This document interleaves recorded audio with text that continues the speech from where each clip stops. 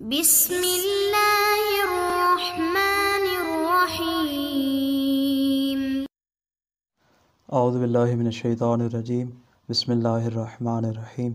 अज़ीज़ तलबा इकराम, आज हम उसूलुल फ़िक़्ह मुज़फ़्फ़र हिस्सा दोम का सबक नंबर 21 पढ़ने जा रहे हैं और आज इंशाअल्लाह एक नई बात को बयान करेंगे जो कि हुस्न क़ुबह ज़ाती के मायना के एतबार से है। पहले हम इस दर्स में मौजूद चंद अहम नुकात को बयान करेंगे, उसके बाद इंशाअल्लाह फिर इबारत की तत्बीक करेंगे। फरमाते हुस्न क़ुब बमाना मदहुज़म, क्योंकि हमने बयान किया था कि हमारे सामने हुस्न क़ुब के तीन तरह के मानी आते हैं। एक है हुस्न क़ुब बमाना कमाल व नक्स के, दूसरा हुस्न क़ुब बमाना मदहुज़म के, और तीसरा हमने बयान किया था कि हुस्न क़ुब बमाना मदहुज़म के। फरमाते यहाँ हमारी मुराद तीसरा माना है। फरमाते अगर तीसरे माना को देखें तो इस तरह के हुस्न क़ुब की हमारे सामने तीन तरह की किस्में आ जाती हैं। पहली है हुस्न क़ुब ज़ाती, दूसरी है हुस्न क़ुब अर्ज़ी, और तीसरी हमारे पास आती है हुस्न क़ुब एतबारी। फरमाते कबल इसके कि हम इनकी तफसील बयान करें, पहले हम दो तरह के मुकदमे बयान करेंगे ताकि आपके लिए सूरत हाल वाज़ेह हो जाए कि हमारी यहाँ पे जो मुराद है वो कौन सी है और हमने इन किस्मों को अलग अलग जो ज़ाती, अर्ज़ी और एतबारी का नाम दिया तो क्यों दिया है। फरमाते पहला मुकदमा यह है कि कलमा इल्लियत और कलमा इक्तिज़ा के दो तरह के मानी हमारे सामने आते हैं। पहले इन दो मानी को बयान करेंगे, उसके बाद इंशाअल्लाह बयान करेंगे कि इन दो मानी में से कौन सा माना हमारे माना हनफी में मुराद है। फरमाते इल्लत का पहला माना इल्लत बमाना ईजादो तासीर के, यानी किसी चीज़ को वजूद देना, किसी चीज़ में मुअस्सिर होना, असर पैदा करना, इस माना में इल्लत इस्तेमाल होती है। फरमाते कि जब इल्लत ईजाद व तासीर के माना में हो उस सूरत में इसको हम इल्लत तामा का नाम देते हैं। मिसाल से वाज़ेह करते हैं, जैसे हम कहते हैं कि तुलूए शम्स, दिन के वजूद की इल्लत है। दिन कब मौजूद होगा? जब शम्स तुलू होगा, जब सूरज तुलू होगा, यानी दिन के वजूद की जो इल्लत तामा है वो क्या है? तुलूए शम्स है। यानी तुलूए शम्स के बगैर और यहाँ किसी किस्म की इल्लत मौजूद नहीं है, बल्कि यही तमाम वजूद इसका शुमार होता है। ये होगी इल्लत की तारीफ़। दूसरी आ गई इक्तिज़ा। इक्तिज़ा से मुराद क्या? यानी इक्तिज़ा से मुराद है इल्लत नाक़िसा। इल्लत नाक़िसा यानी कि जिसका दूसरा जुज़ माने का ना होना। इल्लत तामा में क्या कहता है कि यही तमाम जुज़ करार पाता है, जबकि इल्लत नाक़िसा में कि एक तरफ से हमारे पास वो क्या होता है, वो सबब मौजूद होता है, वो इल्लत मौजूद होती है, उसके साथ इसका दूसरा सबब होता है वो है अदमुल माने, यानी वहाँ पे किसी किस्म का माने मौजूद ना हो। मिसाल के तौर पे हम कहते हैं कि आग का मुक्तज़ी क्या है? जलाना है, यानी आग क्या है? जलाने के लिए इल्लत नाक़िसा बनती है अलबत्ता, लेकिन इसमें शर्त है, कुछ शराइत पड़ जाती है। मिसाल के तौर पे लकड़ियाँ जो है वो गीली नहीं होनी चाहिए। अगर तो गीली होंगी तो फिर ज़रा आग आप जितनी मर्ज़ी लगा लें वो उस लकड़ियों को जलाएगी नहीं। लिहाजा फरमाते कि यहाँ पे अदमुल माने यानी उसका मिसाल के तौर पे गीला ना होना शर्त है। या इसके अलावा दीगर शराइत में अदम ममनूइयत की शर्त लगाएंगे, तब हम इसको इल्लत तामा करार दे सकेंगे। तो ये दोनों चीज़ें मिलकर क्या बन जाएंगी? इल्लत तामा बन जाएंगी। इसका पहला माना हमारे सामने आता है। इल्लत का दूसरा माना हमारे सामने क्या आता है? यानी इल्लत का यानी मुराद यह है, यानी इल्लत से मुराद यह है कि इनवान का तमाम मौजू होना, ताकि उकला इस पर हुस्न क़ुब या शार इस पर वजूब व हुर्मत का हुक्म लगा सके। यानी किसी चीज़ का तमाम मौजू होना। मिसाल दे रहे हैं, जैसे अदल के लिए हम कहते हैं कि अदल के लिए हुस्न को इल्लत करार देते हैं। क्यों? इसलिए कि अदल के ऊपर जो हुस्न का इनवान सादिक आता है वो बतौर इल्लत तामा के आता है। क्यों? इसलिए कि इस इनवान के होते हुए वहाँ पे किसी दूसरे इनवान की ज़रूरत नहीं पड़ती, पास इसके लिए इल्लत तामा करार पा जाएगा। और इक्तिज़ा से मुराद क्या है? फरमाते इक्तिज़ा से मुराद यह है कि इनवान हुस्न क़ुब के लिए तमाम मौजू नहीं बनता, बल्कि इसके लाजिमा को मुतसिफ़ करने में वासिता बनता है। यानी यहाँ पे दो चीज़ें होंगी, एक होगा खुद वो इनवान और दूसरा होगा उसका वासिता, जो किसी चीज़ को, किसी इनवान को हुस्न क़ुब के साथ क्या करेगा? मुतसिफ़ करेगा। पास यहाँ पर दो चीज़ें ज़रूरी होंगी। जिस तरह हमने ऊपर इल्लत नाक़िसा में कहा था कि एक खुद वो इल्लत है, दूसरा अदमुल माने है, इस तरह यहाँ पर भी होगा कि खुद एक इनवान है और दूसरा उस इनवान का वासिता। दो चीज़ें मिलकर क्या करेंगी? किसी चीज़ के लिए हुस्न क़ुब को साबित कर देंगे। ये हो गया पहला मुकदमा। दूसरा मुकदमा हमारे सामने क्या आता है कि उकला के नज़दीक कानून कुल्ली है कि हर वो चीज़ जो बिल अर्ज़ हो ज़रूरी है कि वो बिज़ात पर मुंतही हो। यानी जो भी चीज़ बिल अर्ज़ होगी बिल आखिर आप उसको जब तसलसल करते जाएंगे, इंतहा उसकी हमेशा बिज़ात पे होगी। बिल अर्ज़ की इंतहा कभी भी बिल अर्ज़ पर नहीं हो सकती। फरमाते ये बात हमने क्यों बयान की? फरमाते इसलिए कि अगली बात पे गौर कीजिएगा। फरमाते उलमा के नज़दीक अनावीन में से सिर्फ एक इनवान ऐसा है कि जिसका हुस्न क़ुब ज़ाती। वो इनवान कौन सा है? आदल और जुल्म। आदल और जुल्म का इनवान जो है वो हुस्न क़ुब ज़ाती शुमार होता है। इसके अलावा जितने भी अनावीन है, सच बोलना, झूठ बोलना, नेक काम करना, बुरे काम करना वगैरह वगैरह, फरमाते सारे के सारे क्या हैं? इनका हुस्न खूब अर्जी शुमार होता है और ये अदल व जुल्म के तहत ही शुमार होते हैं। क्यों? इसलिए कि तमाम की तमाम सिफ़ात को, अगर अच्छी सिफ़ात होगी उनको अदल की तरफ पलटाया जाएगा और जो बुरी सिफ़ात होंगी उनको जुल्म की जानिब पलटाया जाएगा। लिहाजा अदल व जुल्म के लिए जो हुस्न होगा वो हुस्न खूब ज़ाती होगा, अलबत्ता इसके ज़ैल में जितने भी अनवान होंगे उनका हुस्न खूब अर्जी होगा। फरमाते हैं कि इंसान के जितने भी अफ़आल इख्तियारियाँ हैं उनमें से बाज़ अनावीन हुस्न क़ुब के हुक्म के लिए इल्लत करार पाते हैं। यानी क्या मतलब? जिस तरह हमने कहा था इल्लत, अब यहाँ पे जो मुराद ले रहे हैं ये इल्लत का दूसरा माना ले रहे हैं, यानी इल्लत तामा हमारी मुराद नहीं, बल्कि इल्लत से मुराद हमारी ये है कि उसका तमाम मौजू होना, यानी जिस मकाम पर हुस्न क़ुब अनावीन के लिए इल्लत तामा और तमाम मौजू बन रहा होगा, फरमाते इस तरह के अफ़आल के बारे में कहेंगे कि इनमें हुस्न क़ुब ज़ाती पाया जाता है। ये होगी गोया कि इसकी तारीफ़ समझ लें या इसकी वजह समझ लें कि हुस्न क़ुब ज़ाती से हमारी मुराद ये कि जहाँ पे हुस्न क़ुब हुक्म के लिए तमाम मौजू करार पा रहे हो उसको हुस्न क़ुब ज़ाती का नाम दिया जाएगा। मिसाल के तौर पे हम कहते हैं इनवान अदल है, हमारे सामने इनवान जुल्म है, इल्म है, जहालत वगैरह। फरमाते पास यहाँ पर क्या है?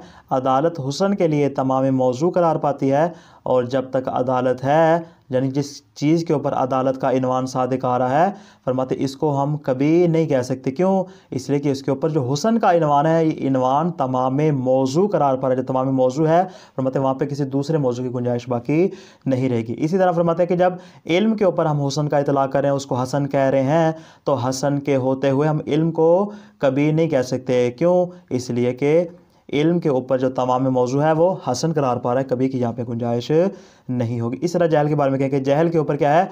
तमाम मौजू कभी होना, इसका कभी के होते हैं हम इसको हसन नहीं कह सकते, इसका हुस्न क़ुब ज़ाती का नाम देंगे। बाज़ अनावीन फरमाते हैं हमारे पास ये तो होगी हुस्न क़ुब ज़ाती की बात। मुकाबले में फरमाते हैं हमारे पास बाज़ अनावीन ऐसे आते हैं कि जिनमें हुस्न क़ुब क्या होता है? वो उनके लिए मुक्तज़ी बन रहा होता है। मुक्तज़ी बमाना कि इल्लत नाक़िसा बन रहा होता है, उसको हुस्न क़ुब अर्ज़ी का नाम दिया जाता है। तारीफ़ ज़हन में रहे, मुक्तज़ी हमने कहा तो इसका मतलब क्या है कि यानी फ़कत यहाँ पे ये इनवान इसके लिए सबब नहीं बनेगा, बल्कि इसके लिए हमें एक वासिता की ज़रूरत पड़ेगी जो क्या करेगा? इसके लिए हुस्न क़ुब को साबित कर देगा। इसको हुस्न क़ुब अर्ज़ी का नाम दिया जाता है।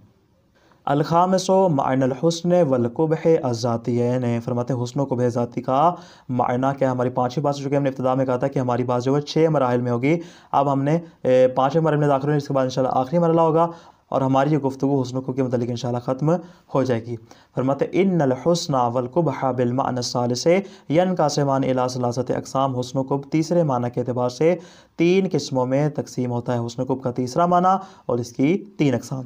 अल अव्वल, पहला क्या है? मा हुवा इल्लतुन लिल हुस्न वल क़ुब, वो चीज़ जो हुस्न क़ुब के लिए इल्लत करार पा रही हो, यानी जिसको हम इल्लत कहें, जिसको तमाम मौजू का नाम दिया जाए। इल्लत का पहला माना मुराद नहीं, बल्कि इल्लत का दूसरा माना मुराद। इंशाल्लाह इसकी इससे बहस के आखिर में इस बात की वजाहत भी मुसन्निफ़ करेंगे। फरमाते वयुसम्मल हुस्न वल क़ुबह फ़ीहि अज़्ज़ातियैन, इसमें हुस्न क़ुब को ज़ाती का नाम देंगे जहाँ पे हुस्न क़ुब क्या बन रहा हो?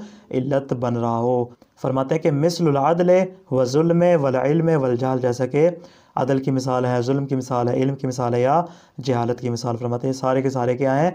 इनमें हुस्न क़ुब ज़ाती होता है। फ़इन्नल अदला बिमा हुआ अदलुन ला यकूनु इल्ला हसनन अबदा। फरमाते अदल बेमा हुआ, अदल को हम हर हाल में हसन का नाम ही देंगे। यानी क्या मतलब? अन्नहु मता मा सदका इनवानुल अदल। फरमाते जब तक अदल का इनवान सादिक आ रहा है, फ़इन्नहु ला बुद्दा अन युमदहा अलैहि फ़ाइलहु इंदल उकला। फरमाते इसमें ज़रूरी है कि इसके फ़ाइल को उकला के नज़दीक क्या किया जाए? उसको काबिल तारीफ़ करार दिया जाए। व युअद्दु इंदहुम मुहसना, उसको मोहसिन और उसको अच्छा शुमार किया जाए। व कज़ालिका ज़ुल्म बिमा हुआ ज़ुल्म, इसी तरह फरमाते हैं कि ज़ुल्म बिमा हुआ ज़ुल्म को देखें तो ला यकून इल्ला कबीहा, तो वो हर हाल में उसके ऊपर कभी का इनवान ही सादिक आएगा। अय मताअन अय अन्नहु मता मा सदका इनवान ज़ुल्म फ़इन्ना फ़ाइलहु मज़मूमन इंदहुम। फरमाते जब कभी भी उसके ऊपर जुल्म का इनवान सादिक आएगा तो उसके फ़ाइल को हम क्या करार देंगे? हर हाल में मज़मूम करार देंगे, उसकी मजम्मत की जाएगी। वयुअद्दु मुसी, और उसको हर हाल में मुसी और गुनहगार ही शुमार किया जाएगा। तो क्या तीजा निकला कि जब भी अदल का इनवान सादिक आ रहा है तो इसके हुस्न के होते हुए इसके ऊपर कोई दूसरा इनवान सादिक नहीं आएगा। इसी तरह जुल्म के ऊपर कभी के होते हुए हुसन वगैरह या कोई दीगर अनाविन उसके ऊपर सादिक नहीं आएंगे। असानी फरमाते ये होगी पहली किस्म। दूसरी किस्म क्या है, माहुआ मुक्तज़िन लाहुमा, जो हुस्न कुब के लिए क्या करार पा रहा हो, मुक्तज़ी करार पा रहे हैं, तमाम मौजू ना हो बल्कि मौजू के लिए वासिता बन रहा हो। युसम्मल हुस्न वल कुबह फीह बिल अर्ज़ियैन, इसमें हुस्न कुब को अर्ज़ी का नाम दिया जाएगा। मिसलो ताज़ीम सिद्दीक़ व तहकीरही, जैसा कि दोस्त की ताज़ीम करना और दोस्त की क्या करना, तहकीर करना। फरमाते हैं फ़इन्ना ताज़ीम सिद्दीक़ लौ खुलिया व नफ्सहु फ़हुवा हसन ममदूहन अलैहि। फरमाते दोस्त की ताज़ीम करना, अगर फ़कत हम ताज़ीम बिमा हुआ ताज़ीम के इनवान को देखें, फरमाते हसन भी शुमार होती है और जो कोई अपने दोस्त की ताज़ीम करता है उसकी तारीफ़ भी की जाती है।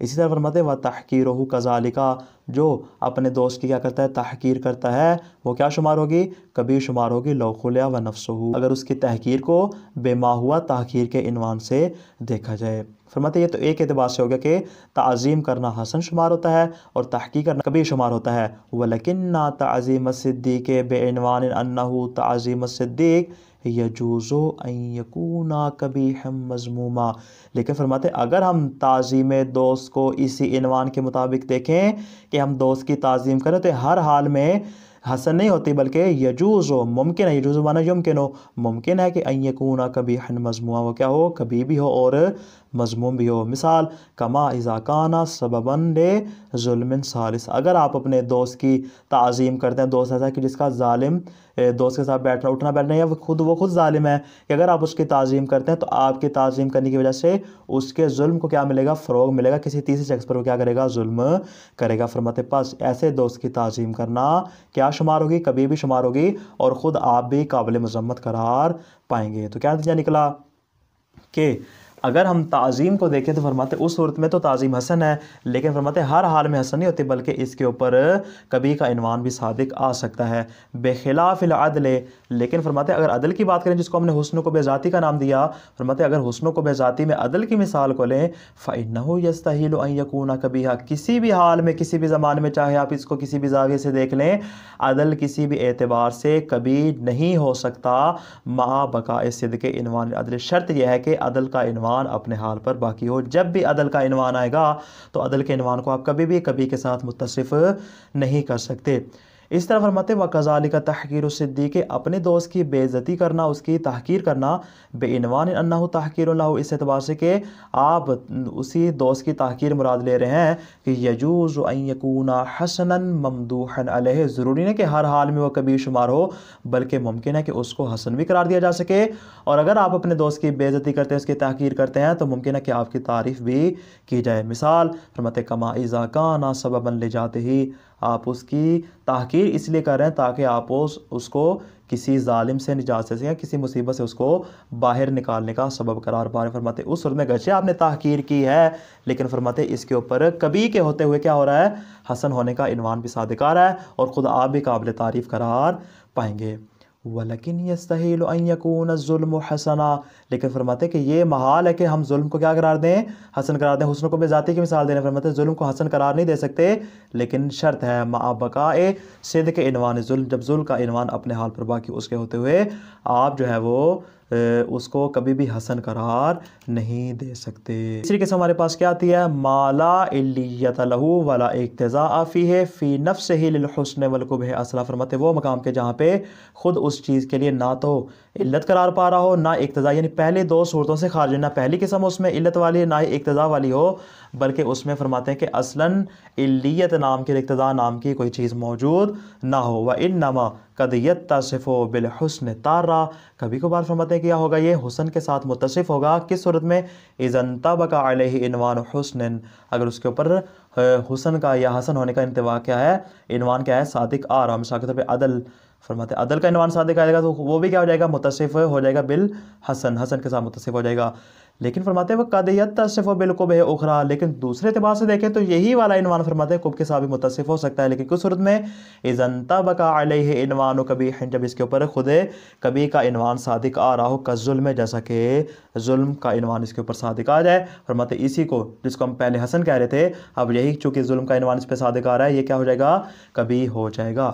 आगे फरमाते फ़कत बात यहाँ नहीं ख़त्म होती, वक़द ला यंतबिक़ु अलैहि इनवानु अहदिहिमा फ़ला यकूनु हसनन वला कबीहा। कभी कभार तो ऐसा होता है कि ना इसके ऊपर हुस्न का इनवान सादिक आता है, ना इसके ऊपर कुब का इनवान सादिक आता है, तो बस इस एतबार से ना हम इसको हसन कह सकते हैं और ना ही इसको कभी कह सकते हैं। यानी तीसरी सूरत के अंदर हमारे सामने 3 सूरतें आती हैं, कभी तो हसन होगा, कभी कभी होगा, और कभी ऐसा होगा ना ही हसन होगा और ना ही कभी होगा। मिसाल फरमाते का ज़रब, मसलन जैसा कि मारना, ज़रब की मिसाल हमारे सामने ऐसे ही है, वो इसी बाब से है। वो कैसे? फरमाते फ़इन्नहु हसनुन लितादीब, अगर तो इसका मकसद किसी को अदब सिखाना है, फरमाते ये फिर उसको मारना भी अच्छा शुमार होगा। लेकिन वह कभी लितशफ़ी, अगर आप अपने दिल की भड़ास निकाल रहे हैं और आप क्या कर रहे हैं, उसको मारें इस बिना पर कि अपना गुस्सा और इंतकाम ले रहे हैं, फरमाते तो वो क्या शुमार होगा? कभी शुमार होगा। इसी तरह फरमाते वला हसना वला कबीहा, ना तो हसन शुमार होगा ना ही कभी शुमार होगा। किस तरह? का ज़रबे गैर ज़ी रूह है, आप जाके दीवार के ऊपर थप्पड़ मारना शुरू करते हैं, दीवार को अपनी टांगें मारना शुरू करते हैं, फरमाते वो तो गैर ज़ी रूह है, आप दरख्त को मारना शुरू कर देते हैं, फरमाते ये ना मारना ना ही हसन शुमार होगा और ना ही कभी शुमार होगा। अलबत्ता जो मारने वाला होगा उसको लोग बेवकूफ़ ज़रूर कहेंगे। खुलासा क्या हुआ आज के दर्स का?